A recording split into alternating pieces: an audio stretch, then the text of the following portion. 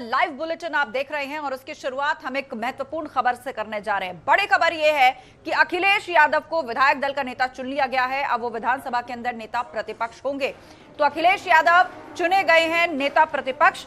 विधायक दल की मीटिंग उन्होंने बुलाई थी। समाजवादी पार्टी विधायक दल की बैठक हुई, जिसके बाद सर्वसम्मति से उनको अपना नेता चुन लिया सभी विधायकों ने, और अब वो विधानसभा में नेता प्रतिपक्ष की भूमिका में नजर आएंगे। दरअसल अखिलेश यादव ने सेंटर की राजनीति छोड़कर अपना फोकस पूरी तरह से उत्तर प्रदेश पर शिफ्ट कर दिया है, और उसके बाद से ये कहा जा रहा था कि अखिलेश यादव अब बतौर नेता प्रतिपक्ष विधानसभा के अंदर नजर आएंगे, और जो प्रक्रिया है उसको भी अब पूरा कर लिया गया है। विधायक दल की बैठक बुलाई गई, सभी विधायकों ने सर्वसम्मति से उन्हें अपना नेता चुन लिया गया। प्रेस कॉन्फ्रेंस करके इस बात की जानकारी दे दी गई, और अब वो विधानसभा के भीतर नेता प्रतिपक्ष की भूमिका में रहेंगे और जनता की समस्याओं को सदन के अंदर उठाया जाएगा। हमारे समाजवादी पार्टी के विधानमंडल दल के सभी सदस्यों ने आप सबके माध्यम से ये बातें मुझे कहने के लिए दिया। मैं माननीय राष्ट्रीय अध्यक्ष जी के निर्देश पर और माननीय विधानमंडल के सदस्यों के सुझाव पर आपके बीच में मैंने आज की कार्यवाही आपके समक्ष रखी है।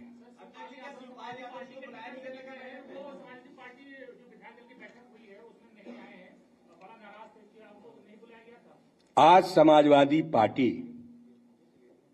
जो समाजवादी पार्टी के माननीय विधायक हैं, उनको बुलाया गया था, और 28 तारीख को जो हमारे सहयोगी दल हैं, भले ही वो साइकिल सिंबल से लड़े हों या हमारे छड़ी से लड़े हों या लिफाफा से लड़े हों या किसी और चुनाव चिन्ह से लड़े हों, उन सभी सहयोगी दलों की 28 तारीख को बैठक बुलाई गई है, और उसमें वो सभी लोग आएंगे। नहीं, सुपाल जी 28 को आएंगे, उन्हीं से पूछना।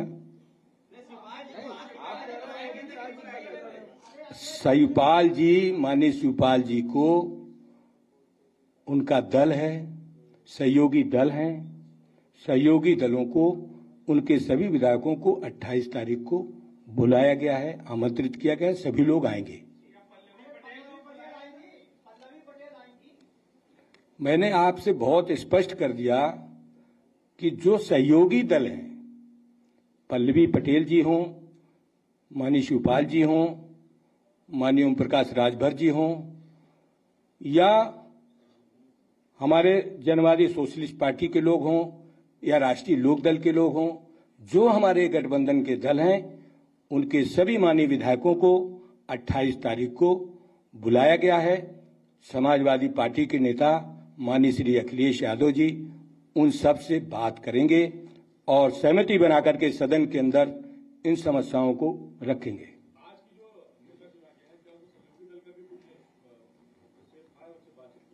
दल जो है, दल ये समाजवादी पार्टी है।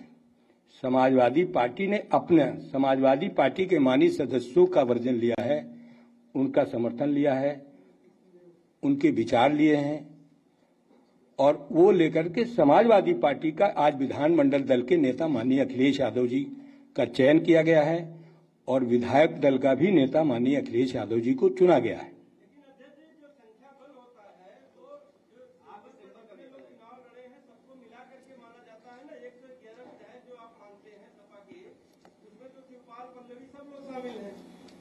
संवैधानिक प्रक्रिया में भी यह है कि विधानमंडल दल के जितने आपकी पार्टी के बैनर तले जितने लोग लड़े हैं सब विधानमंडल दल में माने जाएंगे।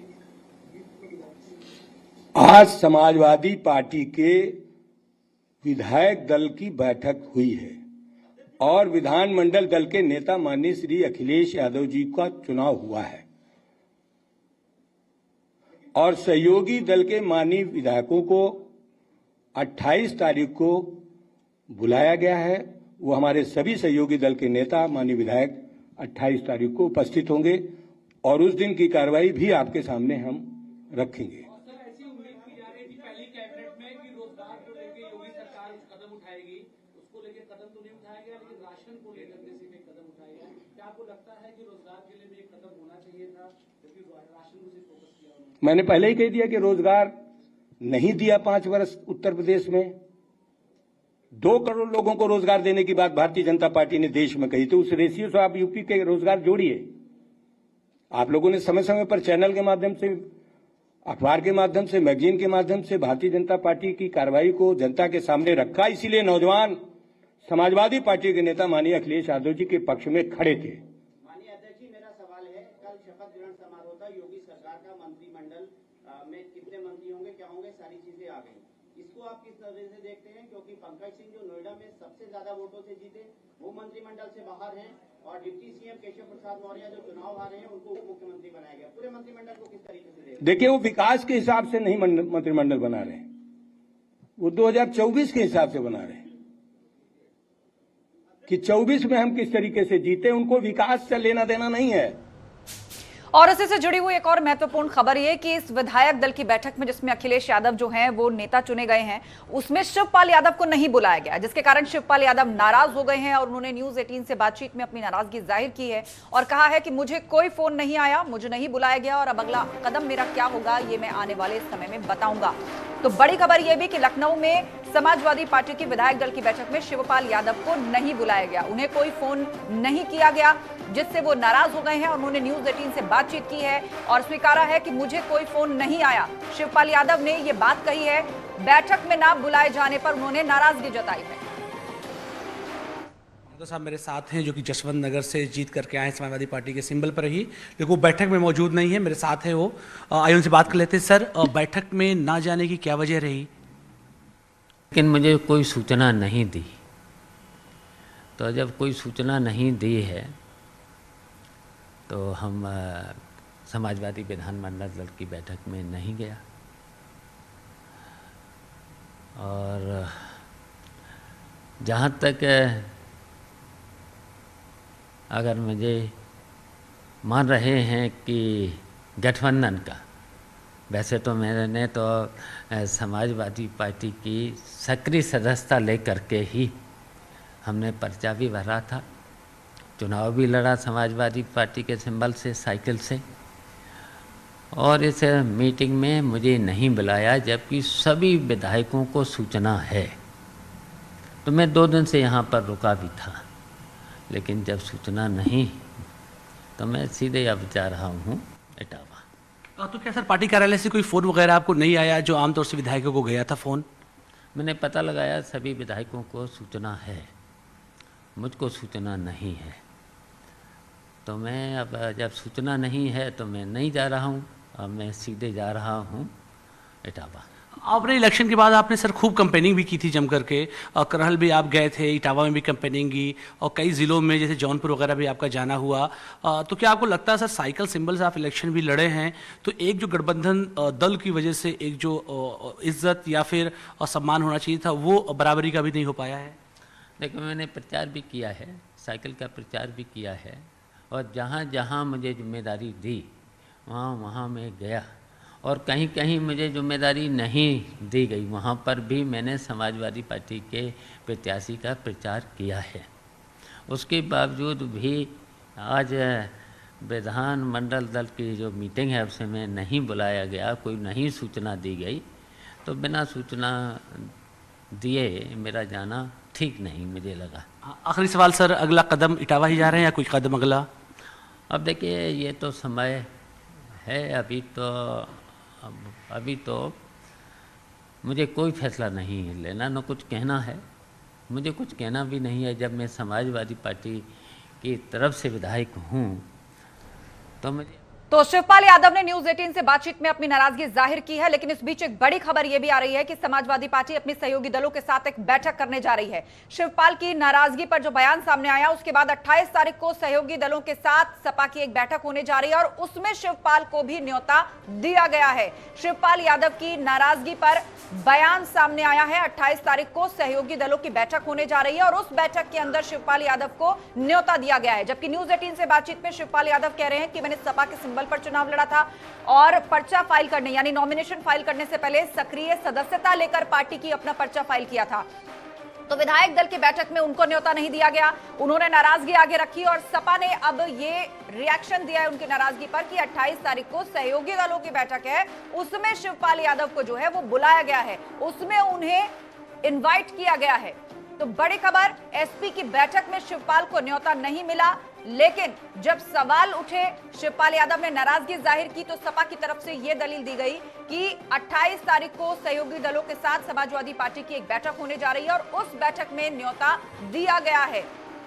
आपको बता दें कि अखिलेश यादव और शिवपाल यादव की जब राजनीतिक राहें जुदा हो गई थी तो ऐसे में प्रसपा के साथ प्रसपा का गठन कर आगे बढ़े थे शिवपाल यादव, लेकिन जब चुनाव से एन पहले दोनों के बीच में समझौता हुआ तो ऐसे में सपा के सिंबल पर ही चुनाव शिवपाल यादव ने लड़ा था और उन्होंने ये भी बताया कि अपना नॉमिनेशन फाइल करने से पहले मैंने पार्टी के सक्रिय सदस्य के रूप में सदस्यता ली थी और फिर नॉमिनेशन फाइल किया था। लेकिन विधायक दल की बैठक में तमाम विधायकों को न्योता गया, लेकिन उनको न्योता नहीं मिला। पर अब समाजवादी पार्टी ने यह कहते हुए दलील दी है कि सहयोगी दलों के साथ हमारी बैठक 28 तारीख को है और उसके लिए इनवाइट किया गया है शिवपाल यादव को। तो इस वक्त की बड़ी खबर हम आपको बता दें, शिवपाल यादव एक तरफ नाराज होकर यह कह रहे हैं कि जल्द बताऊंगा अगला कदम क्या होगा, मुझे कोई फोन नहीं आया, मुझे न्योता नहीं दिया गया विधायक दल की बैठक में। तो अब सपा ने कहा है कि सहयोगी दलों की बैठक में उनको बुलाया गया है।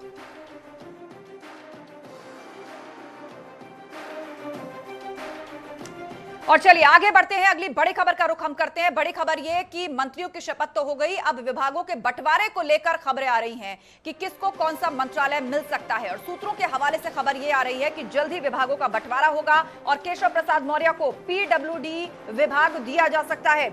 इसके अलावा ब्रिजेश पाठक को नगर विकास विभाग दिया जा सकता है, स्वतंत्र देव सिंह को जल शक्ति विभाग, एके शर्मा को स्वास्थ्य विभाग मिल सकता है और साथ ही बेबी रानी मौर्य को शिक्षा विभाग दिया जा सकता है। योगी मंत्रिमंडल से जुड़ी हुई यह बड़ी खबर है, जल्द ही विभागों का बंटवारा होगा और केशव प्रसाद मौर्य को पीडब्ल्यूडी विभाग दिया जा सकता है, ब्रिजेश पाठक को नगर विकास विभाग, स्वतंत्र देव सिंह को जल शक्ति विभाग, एके शर्मा को स्वास्थ्य विभाग और बेबी रानी मौर्य को शिक्षा विभाग दिया जा सकता है बतौर जिम्मेदारी।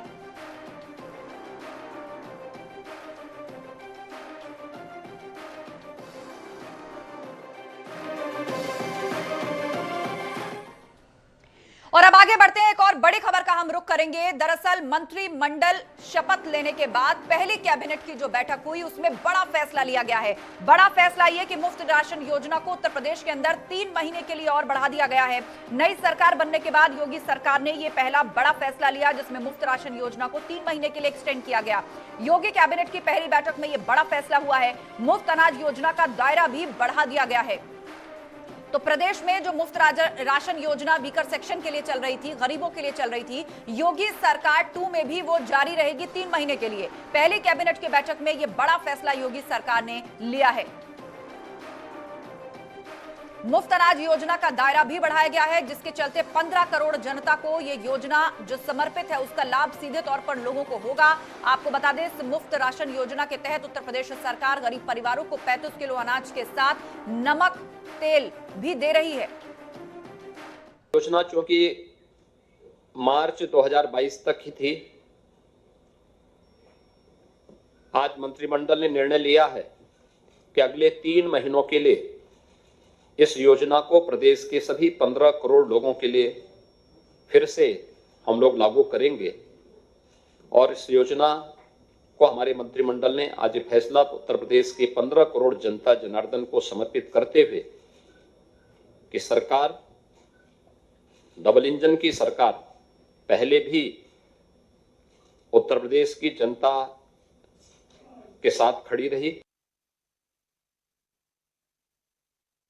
कि उत्तर प्रदेश सरकार का पहला फैसला 15 करोड़ प्रदेशवासियों को जो निःशुल्क राशन और राशन के साथ जो सामग्री उपलब्ध कराई जाती रही है वो आगे भी उपलब्ध कराई जाएगी और उसके लिए 3,270 करोड़ रुपए भी सरकार खर्च करेगी। धन्यवाद। मैं देखिए बहुत आवश्यक था, आदरणीय मुख्यमंत्री जी ने पूरी बात कह दी है और प्रदेश के में जो आदरणीय प्रधानमंत्री जी के नेतृत्व में गरीब कल्याण की योजनाएं चल रही थी उनको अंतिम व्यक्ति तक हम सब पहुंचाएंगे। आपकी क्या जिम्मेदारी होगी सर? और इसी के साथ फिलहाल बुलेटिन में वक्त हो गया एक ब्रेक का, जल्द होंगे हाजिर। खबरों का सिलसिला जारी है, आप जुड़े रहिए हमारे साथ।